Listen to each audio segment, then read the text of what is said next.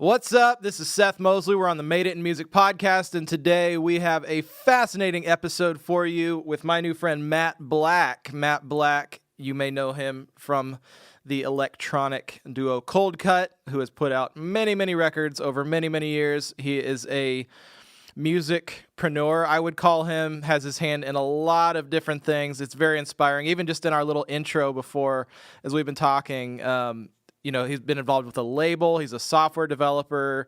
They have hardware, effects units. They're developing software for Ableton Live. He's an incredible producer. They have Ninja Tune, which is a massive label.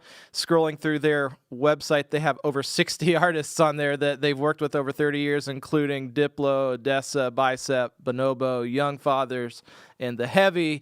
And so I'm really excited for this one, and I hope you guys are too. But before we jump in, just want to make one quick announcement related to an academy opportunity with the Full Circle Music Academy before we get started. Just want to highlight the Baby Steps program. If you're not already familiar with it, fullcirclemusic.com/baby steps. Today we're going to be chatting with Matt Black, who's the creator of a new app called Jamm Pro, which is really exciting.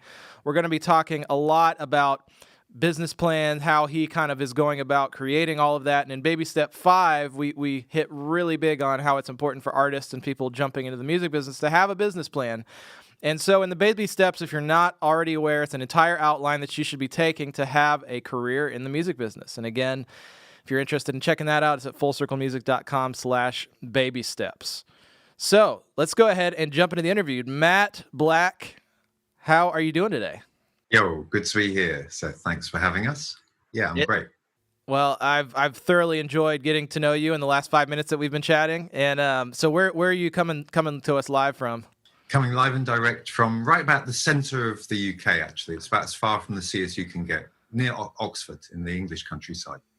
I love it. Well, we have a couple of our artists over there are based in London, so very, very much a fan of the music that's coming out of the UK, and my wife is from Sweden, so we spend a lot of time over there in Europe. Obviously, also good music scene in Sweden as well, but London's where I've been based for most of my career. So yeah. So there's a lot we could talk about. I know we're limited on time because you're a busy man running quite an empire over there. So I want to really talk. We want to talk a little bit about the history first, but really what I want to focus on today is what you're doing now. So if you're cool, I would love to start with just a quick question of what first connected you to music. I think really my mum and dad used to really like music. Neither of them were musicians, but we used to do quite a lot of singing, and they had a good record collection. We were into quite a lot of jazz. And so we used to do a lot of singing in my house, strangely enough. Also, a bit of an odd confession. Well, when you ask soul singers, they usually say, well, I got started in the church. I used to quite enjoy singing hymns in school. Not a very cool admission, but I did. And then later, the transistor radio and, pop radio was my sort of entry point into that. Obviously, pop music has always been big with young people. I also started messing around at quite an early age with a little dictation machine that my uncle gave me, a reel-to-reel thing, and making sounds and getting, I used to do what my mum called sound and light shows, where I got these like toy robots and this little cool moon vehicle that flashed and made noises and sort of moved around. And I'd invite my family to come in and sell them a ticket for 1 pence so they could see the sound and light show. So I'm sort of still doing the same thing now, basically, making weird noises from toys. That's amazing. It was the predecessor for all of what's going on with the EDM world, because that's essentially what an EDM show is, right? It's a sound and light show. Well, that's right. And in fact, I've been sort of pretty much equally involved with visuals as with music for about the last 25 years. And that's proved a very fruitful direction. I call it AV, the art of audiovisual relationship, meaning that, sound and vision go naturally together and you can connect audio and visual in so many different ways. And that's been a big part of our work as well over the last few years. So I'm equally interested in visuals as in music, actually. And it's been nice to see, from sort of humble beginnings, that now if you go to a big electronic music show, you'll see that electronic visuals are accepted as an important part of the entertainment. So it's taken like a couple of decades for that to get established, but it's well in the frame now, I think. Yeah, I think it's a little more than accepted at this point. It's expected as part of the show. So um, that's incredible that you were a part of that at such an early age. So can you talk a little bit about? I mean, you've got this band Cold Cut. How did you get into music on a professional level? Because obviously, starting in singing the hymns all the way to making music at a professional level. What was that journey for you? Well, it's a long journey. I'll just have to like surmise it very quickly. But I did have a little posse of geeky friends when I was at school, and we did find a bunch of disco equipment that the youth club were selling out. So we bought it for £5, and started doing little discos at school. And that was in the mid-70s. I was about 14, and then my mate and I decided to build a synthesizer out of a kit, out of a magazine. So we each built a little analog synth. And also I started getting into computers in the mid-70s as well. I read a book called The Shockwave Rider, which was the kind of first cyberpunk book. Blew my mind. And I thought, like, yeah, I want to be that guy hacking the system and fighting back using computer networks. Didn't quite work out like that, but I got a job in computing. But that was after, when I went to college, I did biochemistry. But the best part of that was getting to know a bunch of guys who are still my best mates. And basically we were into getting high and listening to music and doing parties and collecting records. So that was a big formative experience. And then when I moved to London, I got the bug to learn to be a hip hop DJ, which there wasn't much information around at the time, just a few videos, but there was records out there like Wheels of Steel by Grandmaster Flash. And I started learning to do that. And after a while, I jacked in being a computer program and became a DJ full time. And that was in 1987. And that was when I met Jonathan and we started Cold Cut and decided to put a record out inspired by these cut up records that were coming out of New York. Very influential, Double D and Steinsky, a name I always like to check. That without those records, I wouldn't be sitting here talking to you. So yeah, that was when Cold Cut started rolling, very much inspired by hip hop. Yeah, amazing. So I'd love to move over to the present. What all are you involved with today? Well, right now, it's a weird time for the world. So I'm sitting at home, getting on with some music, some projects, and my main baby, which has just sort of been born actually a couple of months ago, we released a new version of what was previously called Ninja Jam, and this is called Jamm Pro, and it's kind of a beat instrument. And in a way, I've been working on it for 25 years, and I sort of now got it to a pretty funky stage where I can use it as an instrument. And we've released it for iPad as well, so that other people can get into that and play with it as well. And that is actually a real passion of mine, to try and create the ultimate beat instrument and then share it with people as well, and enjoy making music with other people as well. So that's a major project at the moment that's now out the door and out in the world. And people can get that on the iPad App Store? Yeah, that's right. And actually, we've got an even more of a sale now. So it's 60% off. So it's only about, I think, $8 or something like that, which one of the guys from Music Tech magazine said he thought it should be $100 at least. So that was a good big up. Yeah, I'm enjoying learning this new instrument because even, it's so flexible that there's a lot to learn. And actually, I'm hoping that there's some people out there who are going to take it further than I've taken it myself. I think it's quite an open-ended instrument. Yeah. So what would be some of the, just from my standpoint, I'm always, I work in Logic as a songwriter. I work in Pro Tools. I have Ableton. I'm not that great at Ableton. I have the little OP1, the little teenage thing. I got one of those. Yeah, marvelous. Yeah. So where would something like this kind of fit into the spectrum? Like, is this a replacement for a DAW? Do you use it with a DAW? Is it a live thing? Is it a studio thing? I just asked like 7 questions, but maybe you can kind of clarify there. Thank you. The answer is yes to all of that. But it's also great to work in combination with other things. It doesn't really replace a DAW. Jam is not about editing. And I think editing is, it's all very well freaking out and having a good time and producing loads of stuff. But at the end of it, the editor has to come in and say, no, not good enough. No, that bit's too long. Chop, chop, chop. And I think it's good to be respectful of people's attention. I used to be into sort of just letting it all hang out and making endless tracks, but actually short is good, and that's where your DAW comes in. As an instrument, I think Jamm's got a lot of potential. And say you've got an OP1, for instance, you can get a 20 quid sound card like this. I've got one here, this Behringer UCA 222, $20, man, a wicked little thing, and you can plug that into your iPad with a little USB adapter, and that means you can record any sources into the iPad, and you can record straight into Jamm.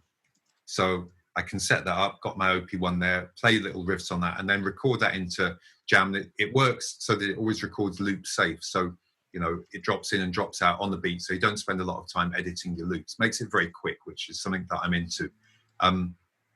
You can also, and this is a big plus for the iPad actually, it works with what's called inter-app audio. I'm not, a big Apple fanboy, but I do have to give them props for always having prioritized making audio work pretty well on both all the Apple devices. And that has been so on the iPad as well with inter-app audio. I've got access to all these great apps that people have written, things like Elastic Drums, patterning as drum machines, for example, DM1 is it called, fantastic apps that people have written. I can plug them straight in, and all the synths and stuff as well, the Animoog, the Audio Kit guys, that free synth, unbelievable, that Audio Kit one. There's a ton of great music apps, and they're much cheaper than, certainly than the equivalent hardware, and even than the VST plugins for synths and drum machines tend to be. So got access to all those. With Audio Bus, which is a program, or AUM is another one, using inter-app audio, you can route them directly into Jamm. And so you've got access to all these fantastic sound sources, and you can record samples into Jamm, and then with Jamm, you can process them and you can play with them. So I find that is a pretty useful music making environment. I love it. And so I'm always big on no listener left behind. I totally love, and I can nerd out on this side of stuff, but just to really break it down, so somebody could record, they could plug a guitar into the iPad, sample it with the app, they could plug a vocal mic into it, sample with that. Does it have built-in instruments that you can just get going as well? No, I took the attitude that I wasn't going to try and be Ableton and put all the sources into it as well. And that was, when we discovered that we could route all these other great sound sources in, there didn't seem to be a lot of point in doing that. And there was a limit to what we could pack into the app. But having this ability to pipe in the other apps works really well. Having said that, we also, when you get the app, it comes with a lot of basically sound sets, which are collections of samples that we've made, which all work together. Some are for sale, some are free, but some of them are pretty great, and they're copyright free, which means that you can take them and make your own track, and you can put it out and have a result with that. So sound sources are samples in Jamm. Gotcha. Yeah. So samples rather than somebody plugging in a MIDI keyboard and playing in an instrument.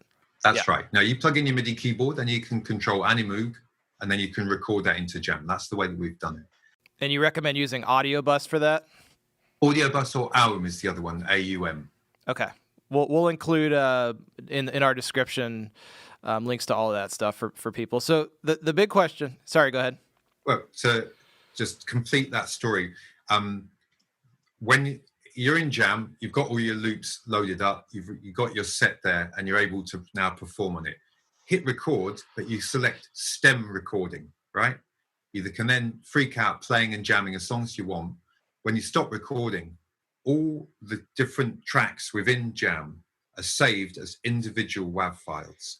And you can press a button and export that as a zip, which you can then load into your Logic or Ableton or whatever. You've got each of those stems there separate. So typically there's 4 main tracks. It'll be like drums, bass, keyboards, and effects. Then there's another channel called stabs. Then there's a sub-bass channel. That's one inbuilt sound source there is a sub-bass generator, which is quite fun. And then a stereo mix. And so all those 7 stereo stems come up for you to then take into your DAW and chop around, reorganize, add extra stuff to. So that really turns it into a production instrument, the stem recording. Gotcha. That makes total sense.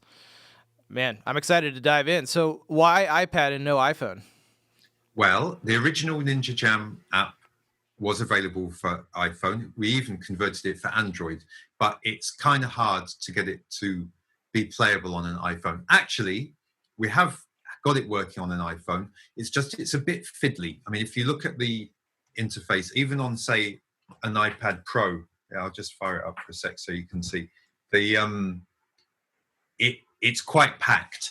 There are quite a few apps out there where I personally find they're a bit too fiddly to use, and they try to pack on too much. And I didn't want to do that, so I tried to keep things at a reasonable size. Having said that, on the iPhone, we can configure the screens differently so that everything's bigger. You just can't have everything on screen at the same time. The great thing about having a nice big device like this, the iPad Pro, or even a normal iPad, is that using the play screen. Okay, so this is the play screen. Okay, I mean, it'd be better to look at this online, obviously, but you get an idea. Yeah, and for people who are listening audio wise, you should definitely head over to our YouTube and watch, because I love seeing some little live demonstrations as well too, and he's got it kind of in front of us. I've got to do a few more of those actually, but there's some good stuff on YouTube that will give you the idea. But basically, with this screen, the play screen, you've got access to all the main performance functions of the app. You can go into other screens and dive in and tweak things, the effects and so on, but this is a great place to perform. And it's difficult to have that all on a little iPhone screen. However, if you do get Ninja Jam, which is, in fact, is kind of the demo version of this, there is a mode where you can have all the screens on one screen, multi-screen layout it's called.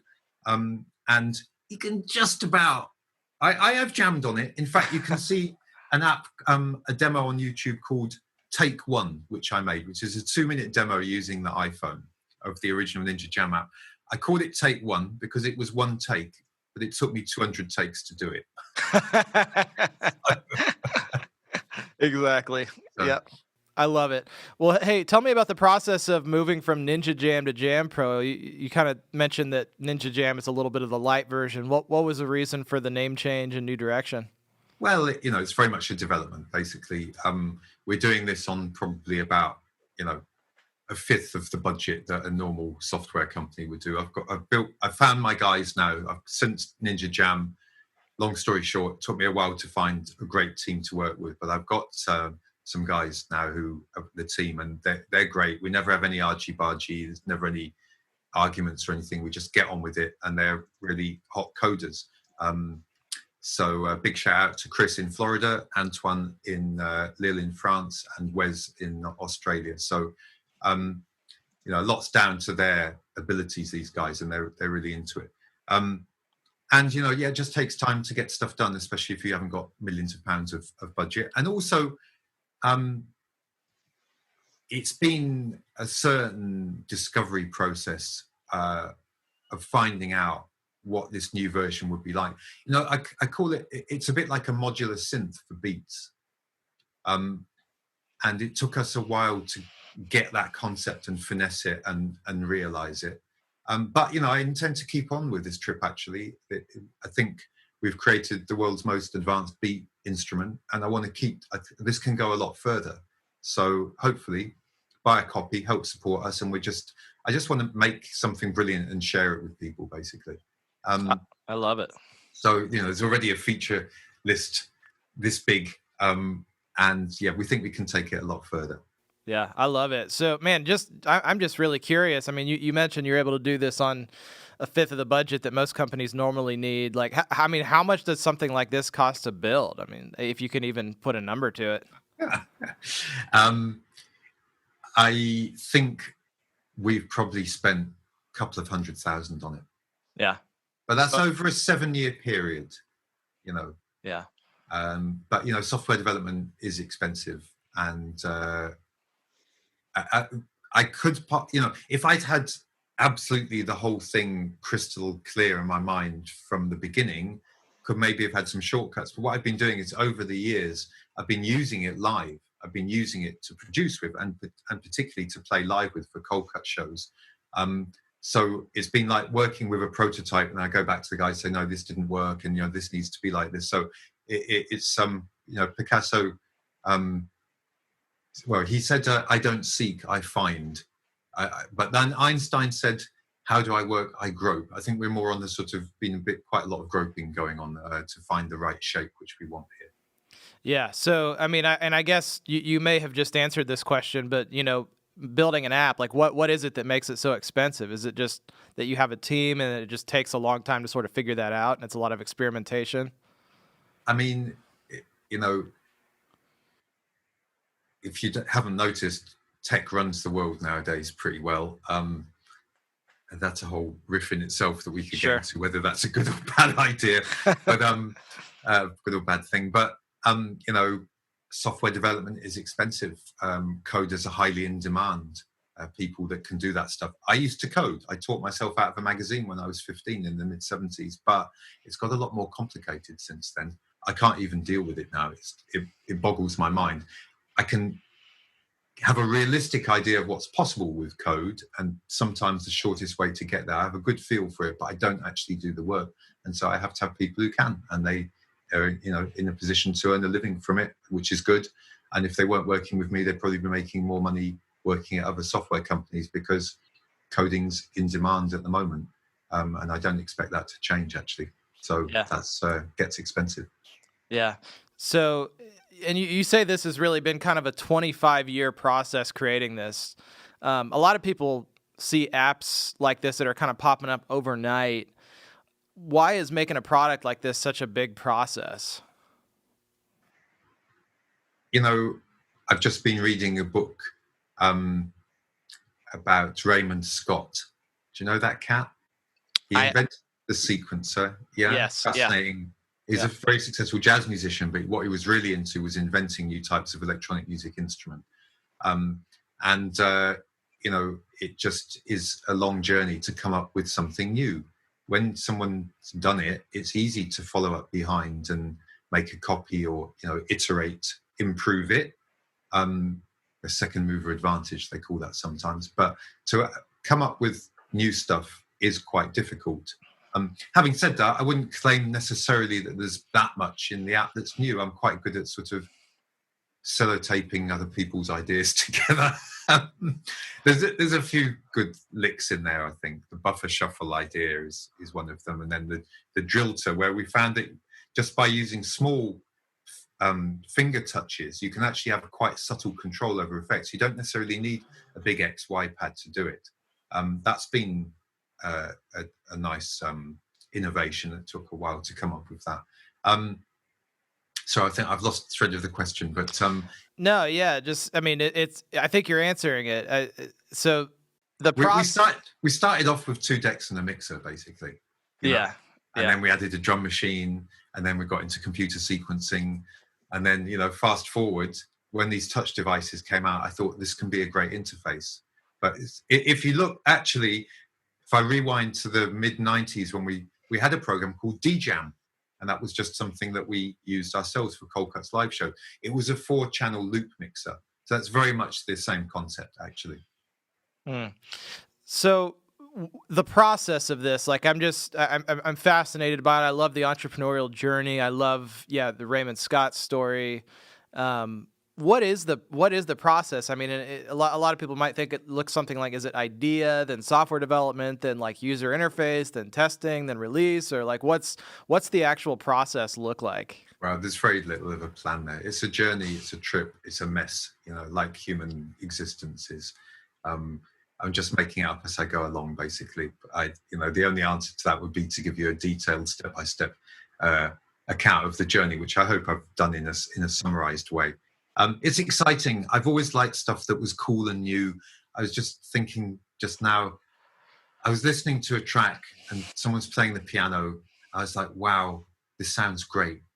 And I can't play the piano, but I'm still entranced by music. And in a way, I try to save myself time by not learning to play the piano, by using technology. It didn't save any time, but it's given me a trajectory which I've enjoyed, and I'm still enjoying, and still sort of pedaling along, having a good time. So there's no plan basically other than to do cool new stuff and hopefully share it and have a good time. I love it. So what are you all doing to promote it and market it and get it out there? Is NAM a part of the thing? Is having a website, obviously podcasts? We don't really have the budget and the connections to get into NAM and stuff like that. We're more just a sort of word of mouth thing. Dudes like yourself who are interested in new stuff that give us a chance to speak about it. I need to make more videos of using the app. It's quite cool because on the iPad you can record, you can do a screen recording very easily, and then we have a setting in the app where it records, it gives a circle around each of your finger touches. So just doing that, you can show people pretty clearly exactly what you're doing. So we've got a bunch of how-to videos, but I want to do more sort of fun performance videos showing, you know, having a good time, freaking out on the app, and get those up there. Yeah. You know, we haven't got a big budget for marketing and so on. And honestly, I have an ambivalent attitude to the whole thing about advertising and marketing. Because no one really likes adverts. Sorry, if there's any adverts. Yeah. Do you know what I mean? And everything is so sold nowadays. Everything is marketed. We're the target for all kinds of marketing for everything. And you know, when I got into music, my passion for music, it didn't come out of marketing. It came out of me and my mates getting into something for our own enjoyment. And I sort of like things to rewind to that position. So I'm never going to be selling this hard. I've made something. We have made something. We think it's really wicked, and it's out there. And for those people that want to dive in and have a look and see if it tickles their fancy, terrific. It's never going to sell 1 million copies. I'm okay with that. I've got my instrument and I'm having a great time. Yeah.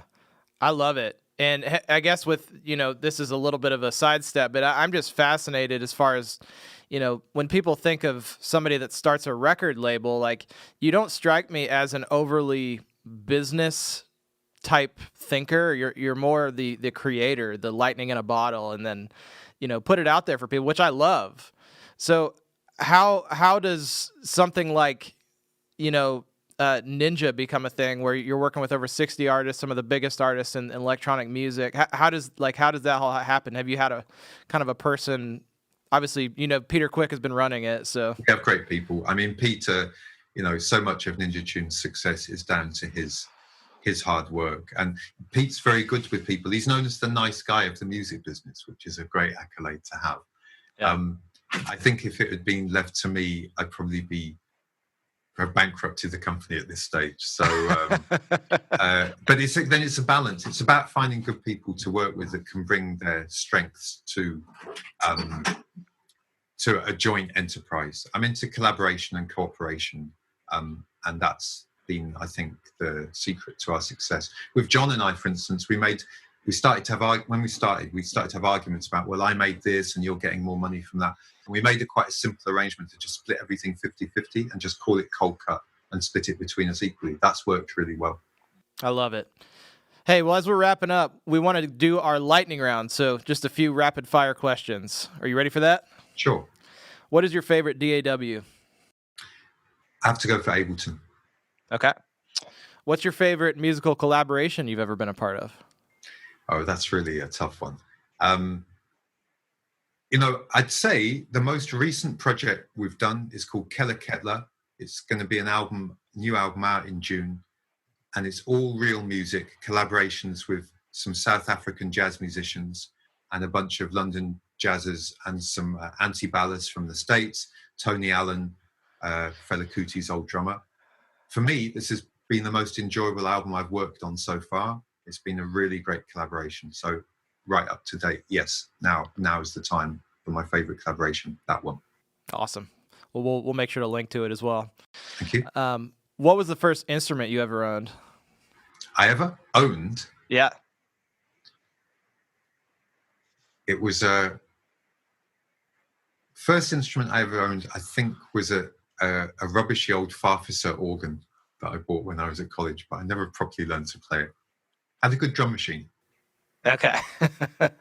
What's one goal that you want to accomplish over the next year? A goal for accomplishing over the next year would be to get Jamm into the hands of as many people as possible and see people enjoying it and having a good time. I love it. Well, we are going to do a quick deep dive into your hardware product, which is a delay unit. So if people are interested in that, they can go to madeitmusic.com, access the deep dives right there, as well as the show notes, all of the resources, all of the things that Matt has mentioned today. We're linking there. Matt, this has been an absolute blast. Thank you so much for being on the show. Thank you so much for the support and interest. Keep on doing what you're doing. Great. What's up? Thank you for watching the Made It in Music Podcast Season 3. If you want to check out any of the other episodes from Season 3, click up here. And we talk in the show about these really cool deep dives with all this extra bonus content. And if you want access to all of those, click here.